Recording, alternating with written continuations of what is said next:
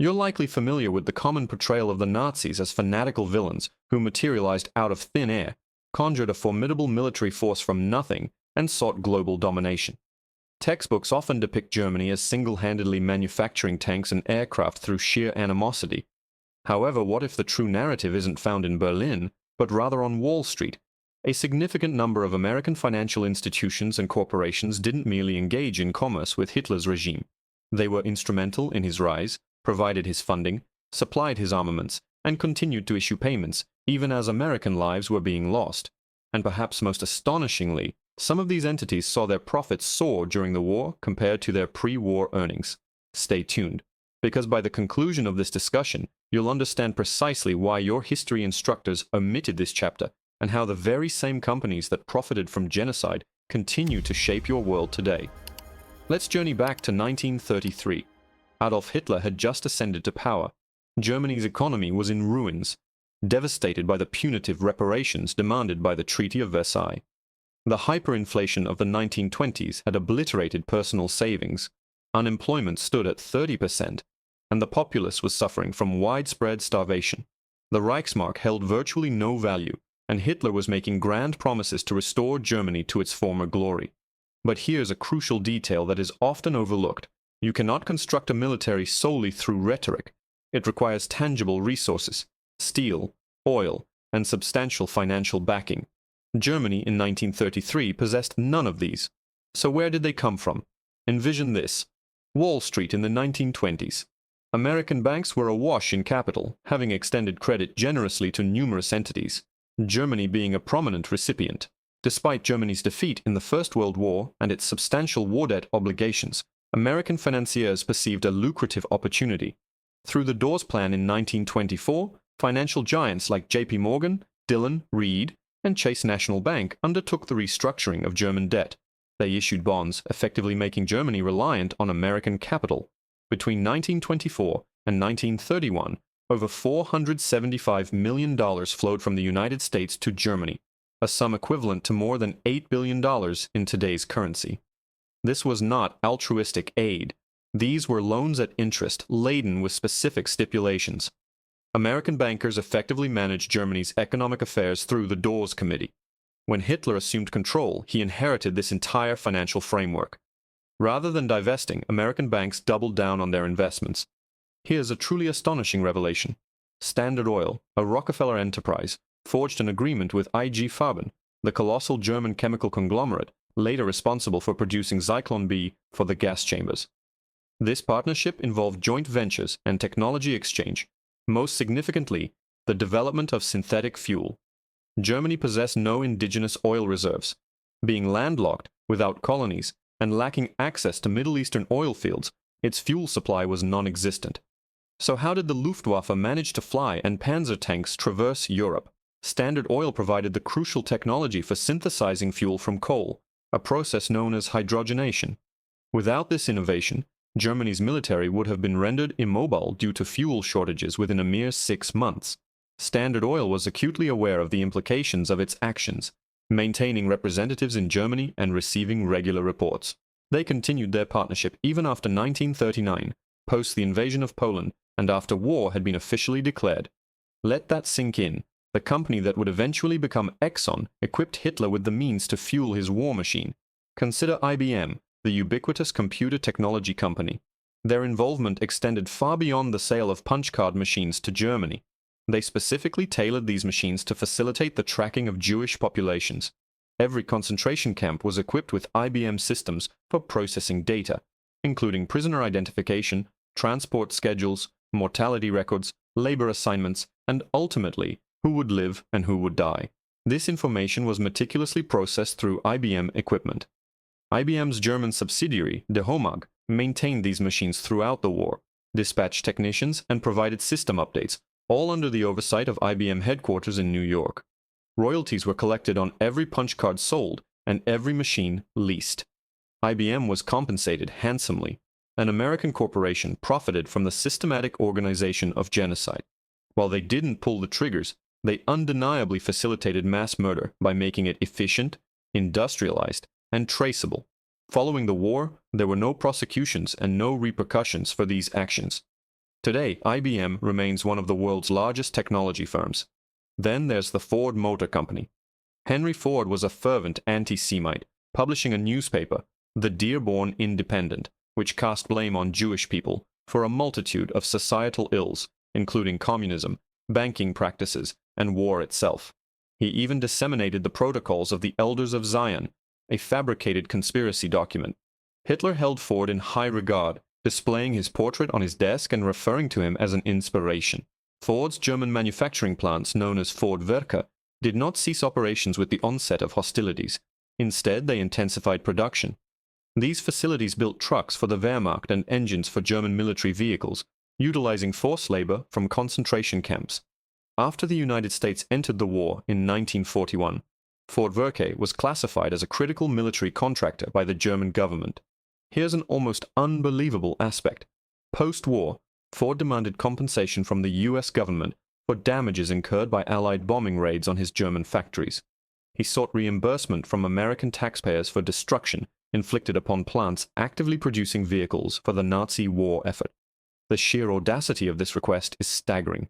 General Motors, through its German subsidiary, Opel, manufactured the trucks that transported Wehrmacht soldiers across Europe and produced the engines for Luftwaffe aircraft. By 1939, Opel accounted for half of all German truck production and a third of all German armored vehicle manufacturing. The Blitzkrieg that decimated Poland and France relied on General Motors' logistical support. GM executives maintained oversight throughout this period. Even after the attack on Pearl Harbor and America's declaration of war against Germany, Opel factories continued their production. The company's defense was that they lacked control over foreign subsidiaries, a thinly veiled admission that profits were too substantial to relinquish. Following the war, GM filed a lawsuit against the U.S. government, seeking $33 million in damages for their German plants, effectively requesting compensation for Allied bombs hitting facilities that were instrumental in building Nazi war machines. Remarkably, they were awarded this compensation. Chase National Bank, now J.P. Morgan Chase, played a role as well. In 1940, following the Nazi occupation of Paris, Chase's Paris branch proceeded to freeze Jewish accounts, thereby aiding the Nazis in the liquidation of assets and the seizure of wealth from families destined for death camps. The bank operated within Nazi-occupied France until 1944, a full 3 years after the attack on Pearl Harbor. An American financial institution actively assisted the Nazis in plundering Jewish assets while American soldiers were fighting to liberate Europe. Documents that surfaced in the 1990s revealed that Chase executives were aware of the situation, receiving reports and making deliberate decisions to keep the branch operational due to its profitability. DuPont supplied chemicals to Germany. Union Banking Corporation, managed by Prescott Bush, father of future President George H.W. Bush, held Nazi assets and financed German steel production. ITT Corporation sold communication equipment to the German military and had representatives engaged in negotiations with the Nazis throughout the war. And here's the crucial point.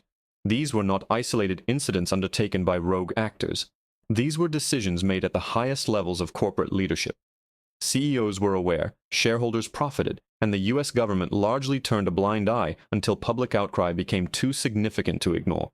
Let's examine the financial scale of these operations, as the magnitude is truly staggering. IG Farben employed over 80,000 slave laborers from Auschwitz alone, working them to death in the production of synthetic rubber and fuel, with every single individual meticulously tracked by IBM machines. Ford's factories produced 78,000 trucks for the Wehrmacht, while Opel manufactured 29,000. Together, these vehicles represented more than a third of the German military's logistical capacity. Without American-produced trucks, the Nazis would not have been able to conquer France, reach Moscow, or transport Jewish victims to their extermination camps. The Holocaust was an undertaking that demanded industrial efficiency, and American corporations provided that efficiency for the sake of profit. Here's the aspect that should incite righteous anger. Following the war, none of these companies faced any significant accountability. While there were trials, such as the Nuremberg trials of industrialists which prosecuted executives from IG Farben and Krupp, the American companies were largely shielded. The U.S. government required their industrial capacity for post-war reconstruction and the ensuing Cold War. Consequently, Ford, GM, and IBM received government contracts and funding through the Marshall Plan, and their complicity records were sealed, classified, and buried. It took 50 years for researchers to uncover the full extent of their involvement. In 1998, lawsuits forced disclosures. Survivors initiated legal action, and documents, including letters, memos, and contracts, began to emerge, unequivocally demonstrating that executives were aware of their actions and profited immensely. The resulting settlements were pathetically inadequate. In 2000, German industry established a $5 billion fund for slave laborers.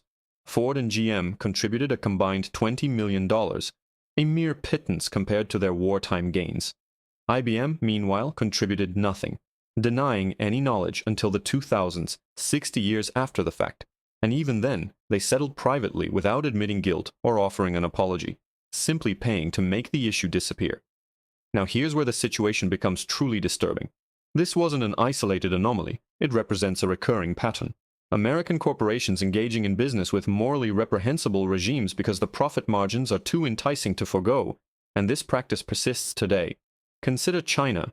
Companies like Apple, Nike, and Tesla all maintain manufacturing operations in Xinjiang, a region where Uyghur Muslims are subjected to internment camps, forced labor, pervasive surveillance, and cultural genocide.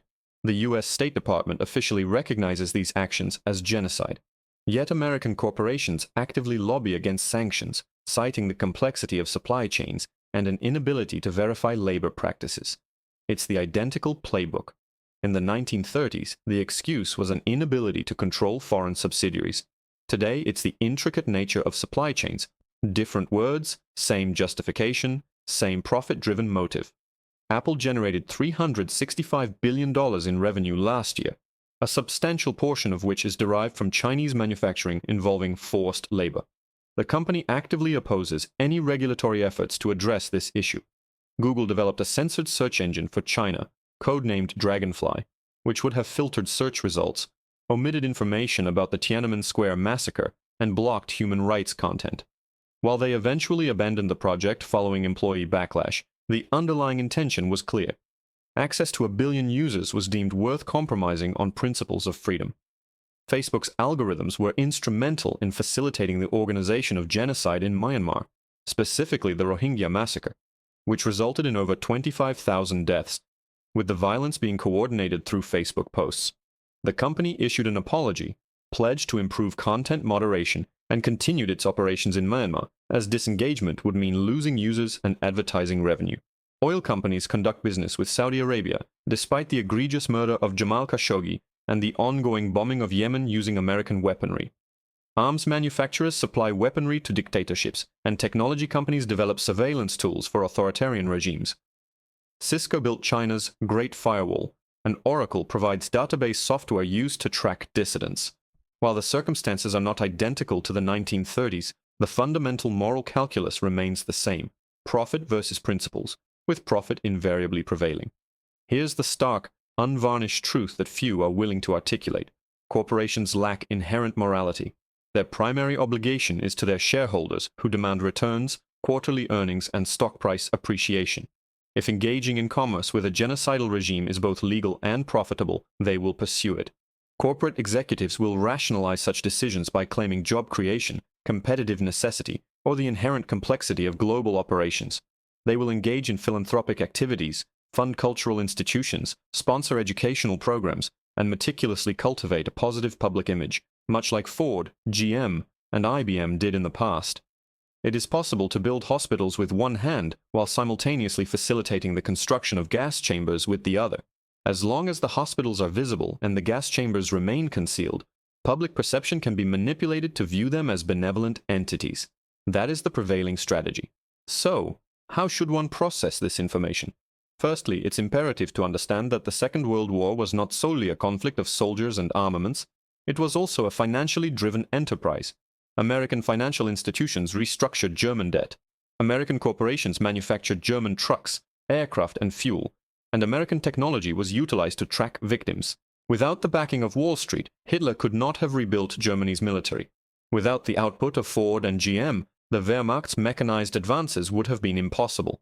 Without IBM's systems, the Holocaust could not have been industrialized.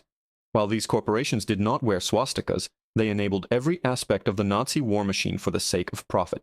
Secondly, the concept of accountability is demonstrably flawed. Most executives involved lived out their lives in wealth. The majority of companies paid negligible sums in settlements decades later, and they continue to operate and generate profits.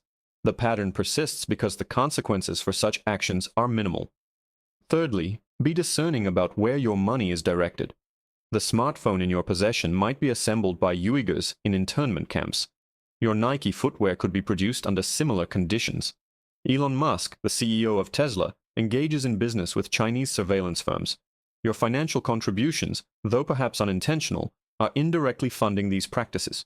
Corporations rely on public apathy to perpetuate this cycle. Fourthly, this is not a conspiracy theory. It is a documented reality. Congressional investigations, lawsuits, and declassified government documents all provide corroborating evidence. While this information is publicly accessible, it is rarely taught or discussed. This is largely due to the continued influence of the implicated corporations, their lobbying efforts, and their capacity to control public narratives. If this exposition evokes anger, if you feel your education has omitted a critical component of history, then good, because this narrative does not conclude in 1945.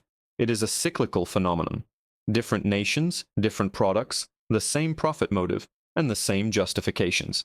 Unless individuals are informed and vocal about these issues, this pattern will persist. Therefore, express your support by liking this video if you've had enough of the sanitized version of history. Subscribe to this channel, as this exploration is far from over. There is significantly more to uncover. And please share in the comments which contemporary company you believe is currently engaged in similar practices, as I can guarantee you are indirectly contributing to something you would find abhorrent if you knew the truth. Thank you for watching. Maintain your skepticism. History is not a closed chapter, it is simply adept at remaining hidden. And the same families that profited from Hitler's regime continue to wield influence today. Their names may have changed, but their bloodlines and their strategies remain the same. We as a society have simply ceased to pay sufficient attention.